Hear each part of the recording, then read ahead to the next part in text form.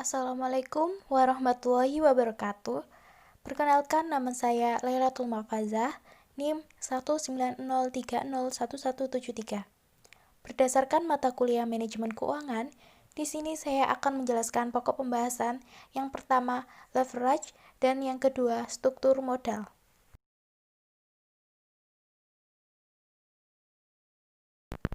Definisi leverage.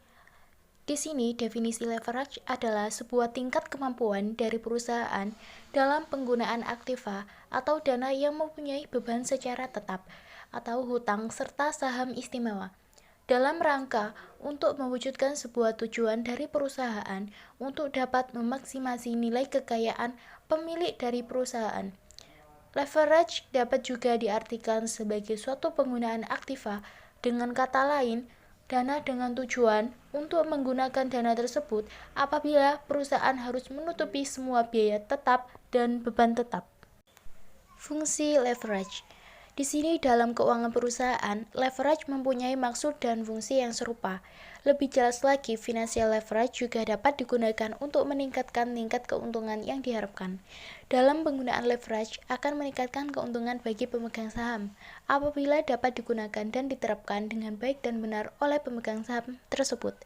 Namun, sebaliknya, leverage juga dapat meningkatkan resiko kerugian bagi perusahaan, sebab apabila jika perusahaan ternyata mendapatkan keuntungan yang lebih rendah dari biaya tetapnya, maka penggunaan leverage akan menurunkan keuntungan yang akan dicapai oleh pemegang saham. Maka dari itu, manajemen perusahaan harus menghitungkan risiko bisnis perusahaan, posisi pajak perusahaan, fleksibilitas keuangan dari struktur modal perusahaan, dan tingkat agresivitas manajerial perusahaan ketika menentukan struktur modal yang optimal. Pentingnya leverage bagi perusahaan. Leverage keuangan menjadi penting karena hal tersebut memungkinkan perusahaan untuk memaksimalkan keuntungan yang diperoleh oleh pemegang saham dibandingkan dengan keuntungan yang diperoleh dari operasi ekuitas. Perusahaan yang menunjukkan kemampuan untuk mengelola pengaruh dengan membayar utang tepat waktu meningkatkan kesempatan mereka untuk mendapatkan pinjaman pada tingkat bunga yang lebih baik. Leverage keuangan memungkinkan perusahaan untuk meminjam pinjaman dengan nilai yang besar untuk berinvestasi di bidang infrastruktur yang dapat meningkatkan kapasitas dan menyebabkan perusahaan dapat memperoleh manfaat dari meningkatnya skala ekonomi. Keuntungan dan kerugian dari tinggi atau rendahnya leverage. Di sini keuntungan financial leverage akan cukup berpengaruh terhadap perusahaan dan pemegang saham jika iklim bisnis sedang dalam kondisi yang baik. Jika kondisi penjualan dalam keadaan yang sangat tinggi dan keuntungan operasi juga tinggi, maka financial leverage juga akan tinggi yang akan langsung berpengaruh ke EPS yang tinggi juga. Namun, penerapan tersebut juga bisa sangat berisiko jika kondisi iklim bisnis sedang suram, karena pada intinya, jika perusahaan menggunakan dana hutang untuk memberikan biaya kepada perusahaan, maka sangat berbahaya dan berisiko. Di sini kerugian, jika tingkat utang yang dimiliki semakin besar, maka juga akan meningkatkan risiko yang akan dihadapi oleh sebuah perusahaan, sehingga kerugian finansial leverage akan menyebabkan perusahaan tersebut masuk masa yang berbahaya, terutama jika iklim bisnis sedang pada masa yang buruk, karena tingkat peluang keuntungan operasional yang didapatkan tidak akan bisa untuk membayarkan bunga yang muncul dari pinjaman.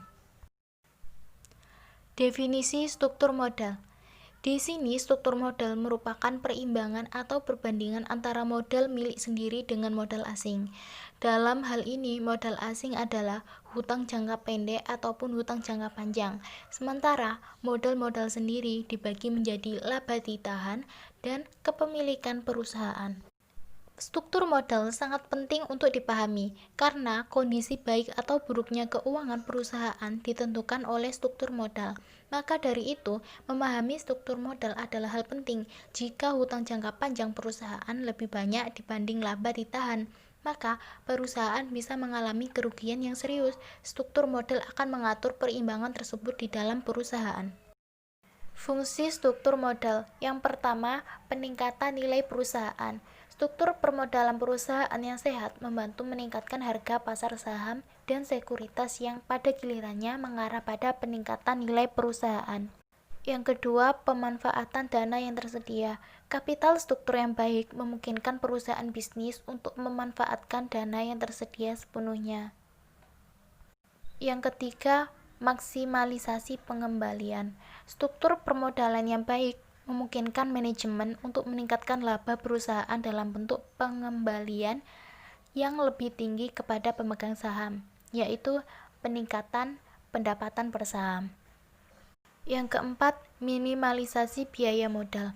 Kapital struktur yang sehat dari setiap perusahaan bisnis memaksimalkan kekayaan pemegang saham melalui meminimalkan biaya modal secara keseluruhan. Yang kelima, solvabilitas atau posisi likuiditas. Struktur permodalan yang sehat tidak pernah memungkinkan perusahaan bisnis untuk menaikkan terlalu banyak modal utang karena pada saat pendapatan buruk, solvabilitas terganggu untuk pembayaran bunga wajib kepada pemasok utang. Yang keenam, fleksibilitas.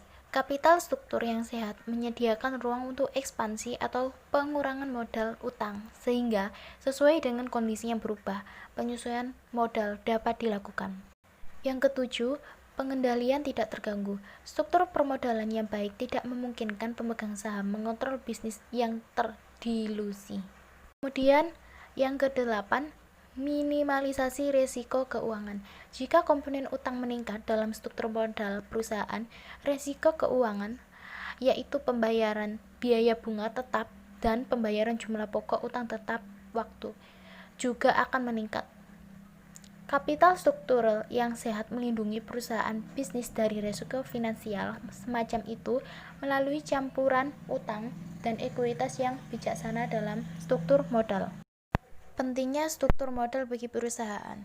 Struktur modal penting karena struktur modal bisa mempengaruhi kondisi keuangan perusahaan, bisa mempengaruhi harga saham perusahaan, bahkan kelangsungan hidup perusahaan bisa diprediksi. Risiko bisnisnya bisa dilihat. Mempengaruhi harga saham. Begini, setiap perubahan yang terjadi pada struktur modal baik karena adanya perubahan pada utang ataupun ekuitas perusahaan akan berdampak pada harga saham perusahaan tersebut. Perubahan nilai saham tentu akan berdampak pada kemakmuran para pemegang saham. Kemudian melihat risiko perusahaan. Struktur modal perusahaan menunjukkan persentase berapa utang dan ekuitas yang dimiliki. Rasio utang yang terlalu tinggi bahkan sangat tinggi memiliki rasio gagal bayar yang tinggi pula. Bagaimana kemampuan perusahaan untuk memenuhi kewajibannya yang sangat tinggi berpengaruh terhadap risiko bangkrut. Komposisi terbaik struktur modal. Yang pertama ada hutang jangka panjang. Jumlah hutang di dalam neraca akan menunjukkan besarnya modal pinjaman yang digunakan dalam operasi perusahaan. Modal pinjaman ini dapat berupa hutang jangka pendek maupun hutang jangka panjang. Tetapi pada umumnya pinjaman jangka panjang jauh lebih besar dibandingkan dengan hutang jangka pendek. Kemudian yang kedua modal sendiri. Menurut Wasis, dalam struktur modal konservatif, susunan modal menitik beratkan pada modal sendiri karena pertimbangan bahwa penggunaan hutang dalam pembiayaan perusahaan mengandung risiko yang lebih besar dibandingkan dengan penggunaan modal sendiri. Lebih baik mana menggunakan modal sendiri atau hutang jika dikaitkan dengan risiko dari masing-masing sumber dana tersebut? Memilih modal sendiri atau modal pinjaman untuk memulai usaha adalah sebuah pilihan yang harus diputuskan secara matang oleh seorang wirausahawan. Yang terpenting adalah bagaimana cara mengelola modal tersebut supaya dapat membuat usaha bisa berjalan dengan baik. Dari manapun modal diperoleh akan dapat memajukan dan mengembangkan usaha jika pengaturan terhadap modal dilakukan secara terencana. Sekian dan terima kasih.